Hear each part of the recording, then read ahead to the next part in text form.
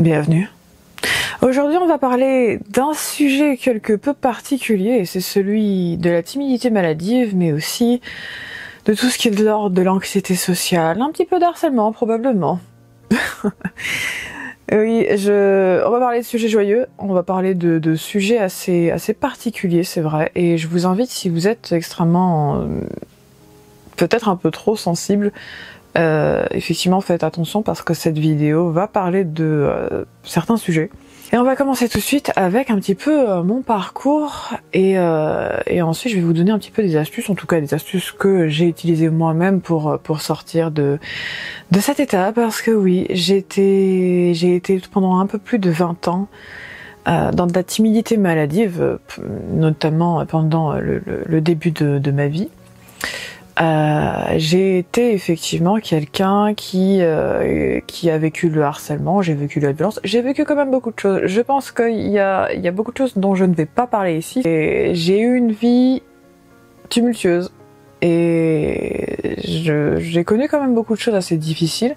Je vais pas forcément les évoquer ici parce que le but c'est certainement pas d'appeler à la pitié, mais c'est davantage de vous montrer que ce n'est pas une fatalité d'être une personne timide, ce n'est pas une fatalité d'être dans de l'anxiété sociale. On peut tous s'en sortir globalement. Après, ça n'a rien de facile. C'est un chemin assez long et qui demandera notamment beaucoup d'efforts la plupart du temps, mais qui devient de plus en plus, au final, plus en plus facile. Et je voulais faire cette vidéo parce que c'est un sujet qui me tient, que je tiens vraiment à faire cette vidéo-là, parce que je sais qu'il y a d'autres personnes en France et ailleurs, qui effectivement vivent la même chose que j'ai vécu par le passé. Et je voulais tout simplement prouver que oui, on peut s'en sortir, on peut passer d'un état complètement extrême à un autre, et sans tomber dans l'arrogance et sans tomber non plus dans le mépris. Ça a l'air quasiment improbable, parce qu'effectivement, je suis devenue méconnaissable par rapport à il y a 10 ans, mais ça n'a pas été sans difficulté ni sans effort.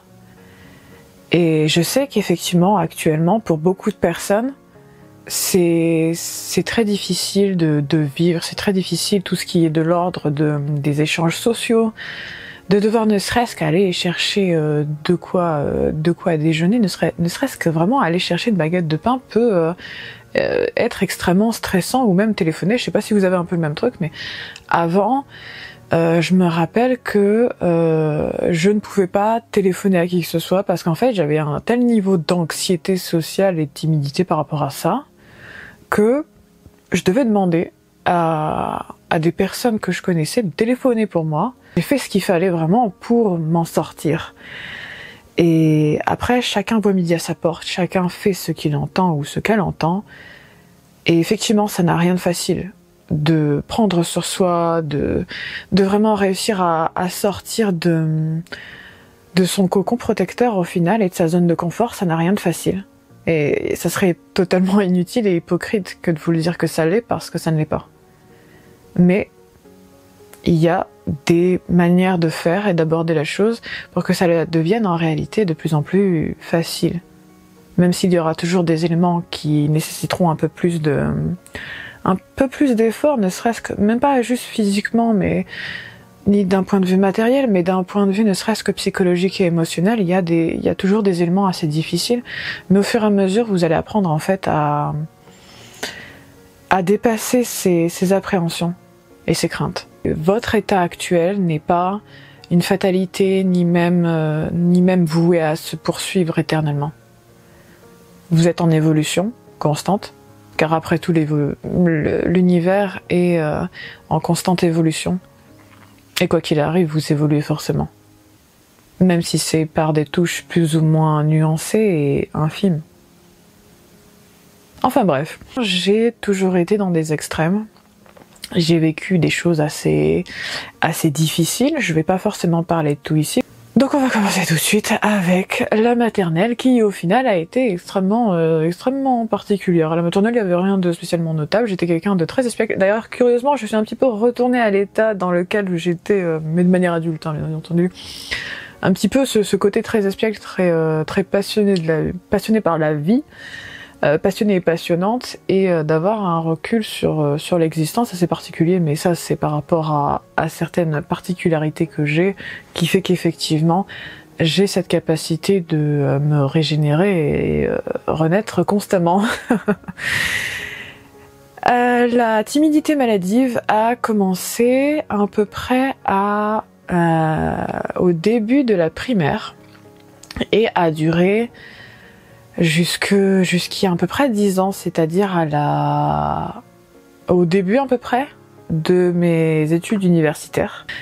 Et j'ai toujours été un peu rondouillette, hein, on va pas se mentir, jusqu'à il y a 10 ans où j'ai perdu beaucoup de poids, mais bon, après j'ai évolué, et j'ai toujours des courbes, mais là ce sont des courbes abonneuses, c'est très différent.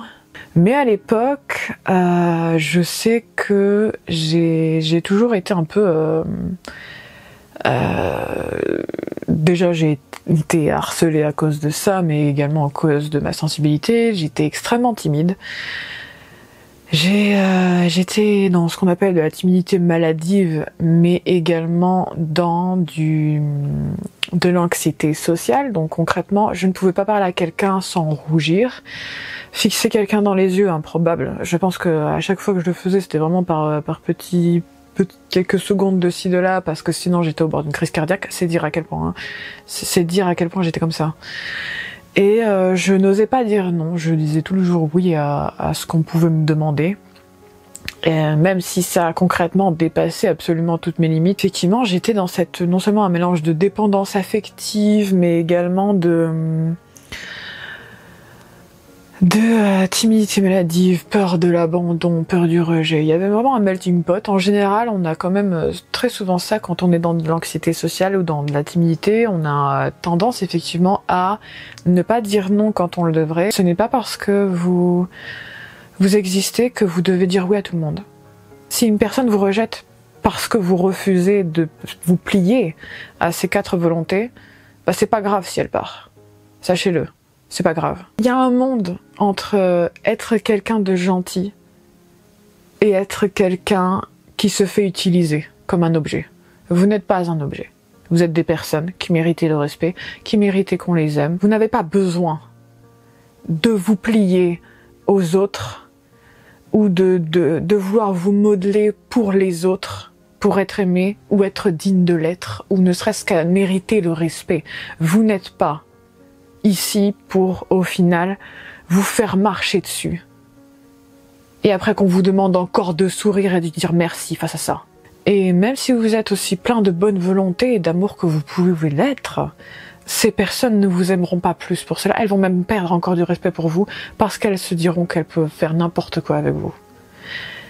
Et cette timidité maladive que j'avais aller jusqu'au fait de vraiment ne pas oser dire non, mais ne pas oser aussi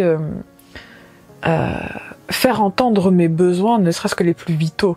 Par exemple, je sais que je pouvais être à la limite de laisser ma vessie exploser, vraiment d'être tellement dans la douleur, ne serait-ce que pour aller aux toilettes, mais d'avoir tellement peur et timide de demander et d'oser dire au final que j'avais besoin d'aller aux commodités.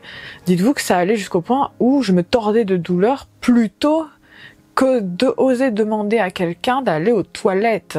C'était vraiment à ce niveau-là. Alors oui, c'est très fleuri, c'est très raffiné là tout de suite, mais on parle dans le vrai ici. Et concrètement, ça allait extrêmement loin. Je sais que il y a beaucoup de choses que j'aurais aimé dire que je n'ai pas fait. Il y a énormément de choses que j'aurais aimé dire et que je n'ai pas osé dire. Beaucoup de choses que j'aurais voulu faire et que je n'ai pas du tout fait. Et effectivement, c'est allé au point où je suis tombée dans de la dépression et j'ai pris encore plus de poids. Bref, je pense que j'avais atteint les 102 ou 103 kilos. J'ai effectivement j'avais dépassé effectivement la barre des 100. Bon, j'ai perdu à peu près une quarantaine de kilos après ça, quand il y a un peu plus de 10 ans, par rapport à une rupture que j'ai eue, une rupture de fiançailles. Et effectivement, la timidité que j'avais allait même jusqu'au fait d'être restée parfois trop longtemps dans des relations clairement toxiques et malsaines qui m'ont fait énormément de mal. Mais je suis restée parce que effectivement j'avais la peur du rejet et j'avais cette peur de que si j'osais au final dire non, que si j'osais faire entendre mes besoins, même les limites les plus basiques que tout humain devrait demander, même pas d'avoir à demander, c'est des limites logiques. Même ça, je ne le faisais pas parce que j'avais encore cette peur du rejet, cette peur de l'abandon, vraiment ce niveau d'anxiété. J'ai commencé à comprendre qu'au final, personne ne me protégerait, ni de moi-même, ni des autres. Et à comprendre qu'au final, personne ne se lèverait pour moi. J'ai effectivement été dans ce stade où je voulais qu'on me sauve, je voulais que quelqu'un prenne ma défense et me protège. Et très peu au final pouvaient faire ça parce que ils ne pouvaient même pas me protéger de moi-même au final. De la même manière que personne ne peut vous protéger de vous-même si par exemple vous tombez dans des addictions. La pire de toutes, je pense que ça reste quand même la dépendance affective. Parce qu'on a tendance à accepter tout et n'importe quoi. Même le plus inacceptable qui soit. Et c'est terrible de se dire ça. Et après une déception amoureuse assez particulière, parce que oui, mon ex-fiancé a été infidèle à 2 reprises, et la première fois je lui ai pardonné, la deuxième fois ça n'a pas été le cas. Parce que c'était allé beaucoup trop loin. Et en fait, ça a vraiment cassé quelque chose en moi, on peut le dire, ça a brisé quelque chose en moi. J'ai mis un certain temps pour me reconstruire et je pense que c'est à partir de ce moment-là, quand je me suis rendu compte qu'en fait, je ne pouvais compter sur très peu de gens au final pour m'aider et pour accomplir ce que je voulais accomplir et devenir la personne que je voulais. Je vous invite effectivement à vous poser un instant, vraiment, ne serait-ce que même mettre cette vidéo en pause et à vous demander quel type de personne vous voulez être dans l'avenir, ne serait-ce que dans 1 an ou dans 5. Posez-vous cette question et essayez de voir un peu quel type d'activité ou quel type d'action vous devriez mettre en place afin de réussir à aller un pas après l'autre vers la version que vous voulez être plus tard. Et c'est quelque chose qui fonctionne extrêmement bien et d'ailleurs j'en suis la preuve vivante parce que c'est ce que j'ai fait. Je me suis posée après cette rupture de fiançailles et je me suis demandé le type de personne que je voulais être, le type de femme que je voulais être. Et je suis devenue ce type de femme. Alors non, ça n'a pas été facile. Je vous mentirai pas. Ça a clairement été bien la merde. J'ai dû prendre sur moi à de nombreuses reprises. Ça m'arrive encore de devoir le faire. Même si c'est plus facile avec le temps. Parce qu'en fait, c'est vraiment... changer et évoluer, c'est vraiment une question de persévérance, mais aussi d'implication envers soi-même. Parce que c'est pas juste poser un acte pour poser un acte qui va déclencher un changement aussi radical chez vous, c'est vraiment comme la construction d'un édifice, et vous posez pierre après pierre, et au final vous vous rendez compte que vous avez réussi à bâtir une demeure colossale et avec des bases extrêmement saines. Vraiment visez la meilleure version de vous-même, et demandez-vous comment l'atteindre, comment devenir cette personne. Et vraiment, allez-y doucement, ne serait-ce que même une action aussi infime soit-elle, comme prendre une nouvelle habitude. Et vraiment, allez-y par étapes.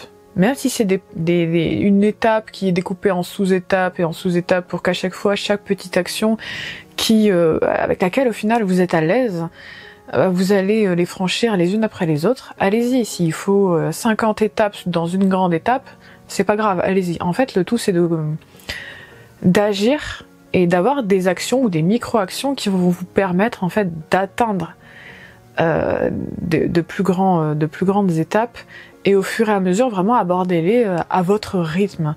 Et c'est ce qui m'a beaucoup aidé d'ailleurs quand j'ai commencé à faire ça. C'est de vraiment y aller doucement et y aller à mon rythme.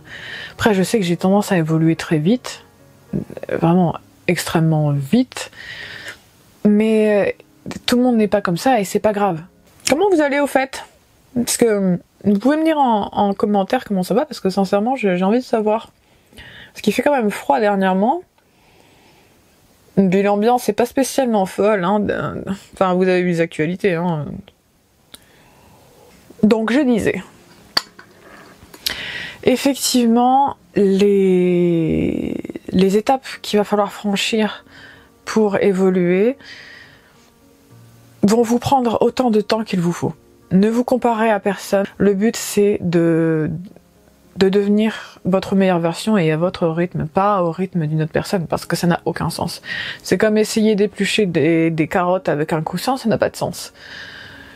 Mais vous voyez ce que je veux dire? Le but, c'est vraiment d'atteindre votre meilleure version et justement de l'aborder d'une manière fluide et non pas abrupte. Vraiment essayer d'être qui vous êtes pour vous-même et pas pour quelqu'un d'autre. Parce que le but de cette vidéo même, c'est aussi de montrer qu'on peut être soi-même sans dépendre de l'approbation des autres. Parce que oui, l'approbation d'autrui, c'est sincèrement inutile. C'est comme demander à chaque fois qu'on vous donne votre dose, que vous quémandez encore et encore. Non. Si vous êtes apprécié par les autres, tant mieux. Et si vous ne l'êtes pas, c'est pas grave. Je sais que j'ai envie de discuter avec des personnes, j'ai envie de sociabiliser, mais j'en ai pas besoin. Parce que j'adore la solitude, déjà. Mais c'est aussi parce que j'ai pas envie de faire de la pression sur les autres et d'imposer et de faire dépendre mon bonheur des autres personnes. Si elles sont là, tant mieux, je les adore. Si elles sont pas là, bah c'est pas grave, elles ont d'autres obligations, j'en ai aussi, et je vais pas en fait déprimer parce que quelqu'un n'est pas là. Et d'ailleurs, je vous invite également à faire ça, parce que d'ailleurs ça va probablement aussi vous aider si vous êtes dans l'anxiété sociale, mais aussi de la peur, surtout de la peur d'abandon et de la dépendance affective. Votre bonheur ne dépend pas des autres, il dépend uniquement de vous-même. Si vous vous sentez un peu triste ou quoi, prenez soin de vous. En vrai, vous avez aussi la possibilité, et c'est ce qu'on ne nous dit pas forcément au départ, que l'on vient de sortir du ventre de notre mère, c'est qu'on ne nous dit pas qu'on a le droit de prendre soin de soi, l'amour de soi, tant qu'il n'est pas excessif et qu'on tombe pas non plus dans du narcissisme, c'est normal. En fait, c'est même très sain de prendre soin de soi, prenez soin de vous, vraiment. Allez faire une séance de soins ou même faites des soins à la maison, c'est pas grave, c'est pas une question de budget au final. Vraiment, faites une balade dans un lieu qui vous plaît, allez justement vous faire un bon petit plat maison exprès, votre plat préféré. Plongez dans votre côté passion, plongez vraiment dans ce qui vous passionne, dans ce qui vous émeut, dans ce qui fait que vous vous sentez bien, que vous vous sentez compris, que vous avez la sensation de vous exprimer. Parce qu'il y a de ça aussi, c'est que dans tout ce qui est de l'ordre de la timidité maladive, l'anxiété sociale, les dépendances affectives, la peur du rejet, de l'abandon, on a tendance à ne pas s'exprimer. On a tendance à rester silencieux et au final à comme diluer et effacer ce qu'on est, juste pour rentrer dans un moule ou être apprécié plus aisément par les autres. Et c'est une erreur et même une trahison que l'on commet envers soi-même. Parce que bien souvent, la personne que l'on trahit le plus souvent, c'est nous. Ce n'est pas les autres. On a tendance à trahir qui l'on est, trahir nos besoins, trahir notre âme. On a tendance effectivement à mettre de côté nos besoins les plus élémentaires pour au final faire primer les besoins secondaires des autres. Et il y a quelque chose de terrible là-dedans, et je sais que j'ai été comme ça. Et je suis sûre que bien d'entre vous, si vous êtes dans le même cas, vous allez vous reconnaître là-dedans. Parce que c'est une tendance qu'on a très souvent. C'est triste à dire, mais ça reste quelque chose que l'on peut faire, et c'est pas grave. C'est pas grave à un moment d'avoir fait ça, parce qu'on en est tous passés par là. Ça ne vous rend pas pire ou meilleur que les autres, ça fait juste de vous quelqu'un qui a mis du temps, qui a investi son temps dans quelque chose qui au final lui desservait. Ça ne fait pas de vous des gens médiocres ou qui ne méritent pas d'être vus ou entendus. Ça fait juste de vous des personnes qui étaient en souffrance et qui, au final, ont mis de côté ce qu'elles étaient, juste pour être appréciées ne serait-ce que quelques secondes par quelqu'un d'autre. Vous avez investi du temps, certes, là où au final la situation vous servait d'une certaine manière, parce que ça vous permettait d'être dans une zone de confort qui au final n'était pas si confortable que cela. Mais ça vous a appris aussi jusqu'où vous étiez capable d'aller. Et ce qui est fait ne peut être défait, mais vous avez le choix maintenant de mettre du temps dans des personnes qui vous aiment sincèrement et pas juste selon si vous allez lui dire oui ou non. Et c'est pas le but de la vie. La vie, c'est vraiment être qui l'on est sincèrement et non pas juste se plier aux autres pour leur faire plaisir. Il y a vraiment cette notion à comprendre et à vraiment intérioriser, et qui est tout simplement que nous sommes là pour nous réaliser en tant que personnes individuelles. Concrètement, l'esprit de camaraderie est là, mais pas aux dépens et surtout au dépit des autres. C'est vraiment une question d'aborder les liens qu'il y a avec les autres et surtout avec soi-même. À partir du moment où vous vous remettez en question et que vous commencez à réfléchir à ce qui pourrait vous amener à être tout simplement la meilleure version de vous-même, eh ben en fait ça va vous permettre de vraiment aborder cette nouvelle facette de vous et d'être beaucoup plus posé et d'atteindre une forme de paix que vous n'auriez jamais pu atteindre d'une autre manière. C'est très philosophique, mais c'est très réfléchi parce que j'ai eu le temps de réfléchir à ça.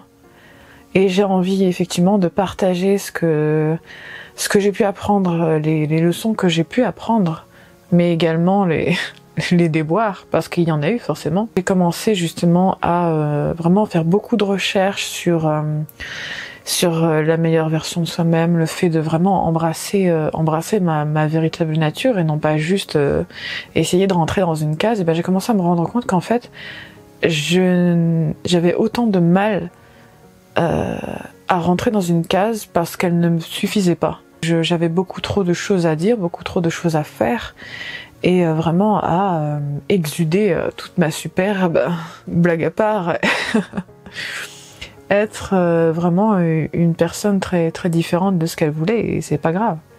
Il y a tout de même cette espèce de pression étrange où on a l'impression qu'on doit être la personne que les autres veulent que l'on soit à tout prix, alors qu'au final on n'a pas cette obligation en fait. C'est comme si vous demandiez à quelqu'un, à un oiseau, de commencer à vivre sous l'eau, alors que son milieu naturel est un milieu terrestre, et au final c'est un petit peu étrange, vous voyez ce que je veux dire.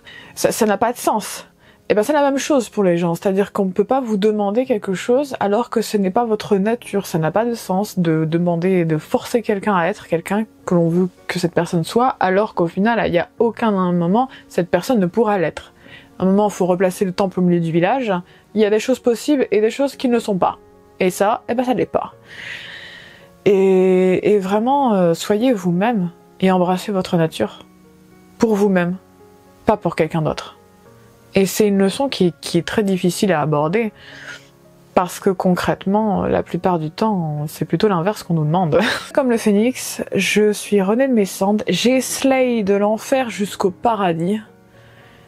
Et concrètement, il y a beaucoup de choses que j'ai appris, j'ai des limites extrêmement claires, nettes et précises. Vous pouvez parfaitement sortir de là. Je suis la preuve vivante qu'on peut passer d'un état où concrètement on aurait donné le bon Dieu sans confession à absolument tout le monde, et d'être vraiment extrêmement timide au point de même pas pouvoir fixer quelqu'un dans les yeux, et devenir une personne avec non seulement extravertie, parce que oui je suis devenue extravertie entre deux, c'est ce qui a été très étrange, une grande surprise pour moi-même. Donc si j'en suis sortie de là alors que j'étais quelqu'un de très anxieuse, dès que je sortais dehors, je peux vous dire que même pour aller chercher du pain, vraiment, ne serait-ce que pour aller chercher une baguette pour ma mère, c'était déjà un truc, vraiment, c'était excessivement stressant. Parler à quelqu'un au téléphone, j'en parle même pas concrètement, on dirait que j'avais 42 fièvres. C'était vraiment un niveau de timidité et d'anxiété qui crevait le plafond. Ça a vraiment été une question d'un travail régulier sur moi-même, de vraiment travailler sur ça, de poser des limites claires, nettes et précises. J'ai connu le harcèlement à 2 reprises, il me semble, et je vous parle d'un harcèlement qui allait jusqu'à du harcèlement physique. Je suis le genre de personne qui ne négocie absolument plus ni le respect qu'on me doit, ni même celui que je dois aux autres. J'ai jamais manqué de respect aux autres d'ailleurs. Je ne négocie plus ça, hein, parce que je sais que il y a des personnes qui sont... vous savez, on est tous capables du meilleur comme du pire, mais il y a des personnes qui tendent davantage vers le pire que le meilleur. Et concrètement, à partir du moment où quelqu'un me manque de respect, ne serait-ce qu'un temps soit peu, je mets les choses au clair. Parce qu'il est hors de question de se faire marcher dessus, je suis pas un tapis. D'ailleurs, beaucoup de gens vont vouloir que vous évitiez de changer, hein. Et d'ailleurs, préparez-vous à ça. Parce qu'effectivement, il y a aussi le revers de la médaille, et qui est tout simplement que lorsque vous allez évoluer, beaucoup de personnes vont partir, non pas parce que ce que vous faites c'est mal, ou en tout cas si vous faites ça de manière très, très saine, les gens vont partir en disant que ces personnes ne vous reconnaissent plus, non pas parce que vous n'êtes plus digne d'amour du tout en évoluant, mais parce qu'en fait, vous êtes en train littéralement de mettre fin à la version qu'ils ont connue de vous. Et il y a bien des personnes qui vont pas s'entendre avec ça et qui ne vont pas apprécier du tout. C'est arrivé que j'ai perdu des relations parce que j'ai tellement évolué que je ne ressemblais plus du tout à la personne qu'ils avaient connue. Globalement, j'avais mis fin à l'existence de l'ami qu'ils avaient connu, même si c'était moi. Mais il y a cette part de réaction qu'il va falloir entendre. Parce que certes, changer, évoluer pour le meilleur, c'est bien. Après, il y a un peu le prix à payer derrière. Mais très sincèrement, ça vaut le coup. Même si ça peut faire peur, dit comme ça, mais n'ayez pas peur, ne vous en faites pas, ça va aller. Au pire, si vous voulez en discuter, il y a les commentaires, ou même vous pouvez me parler sur Instagram, il n'y a aucun problème. Je vais terminer cette vidéo tout simplement par vous dire quelque chose qui m'a toujours beaucoup troublée. Et c'était une psychologue, il me semble, qui en parlait j'avais vu ça passer sur TikTok, mais elle faisait aussi des vidéos sur YouTube, il me semble, où elle expliquait qu'en fait, la personne que l'on devient, c'est la personne qu'on aurait voulu connaître et avoir auprès de nous quand on était enfant ou quelques années précédentes. Et c'est vrai. Veillez à exalter tout ce que vous êtes. Et non pas à diminuer votre lumière sous prétexte que vous avez peur d'être trop, d'être de trop. Parce que sincèrement, que vous soyez la personne que vous êtes vraiment dans toute sa splendeur, ou que vous soyez quelqu'un qui colle à peu près à ce que la personne souhaite, dans les deux cas, ils vous critiqueront. Sachez-le. Donc autant être soi-même, au moins vous n'aurez pas cette espèce de ressenti de vous mentir à vous-même. Parce que sincèrement, des personnes qui critiquent, il y en aura toujours. Des personnes qui essayent toujours de parler sur les autres, de les diminuer ou de les écraser, il y en aura toujours. Et la plupart du temps, ce sont des personnes qui ne s'aiment pas spécialement et qui ont besoin d'écraser les autres pour ressentir un tant soit peu de l'assurance ou de la confiance en soi. Ce qui au final dénote d'un certain, non seulement manque d'amour et d'écoute de soi, mais aussi d'un profond mépris, mais également une vacuité inhérente. Mais bon, après, c'est une affaire de perspective, je suppose. Sur ces mots, à bientôt.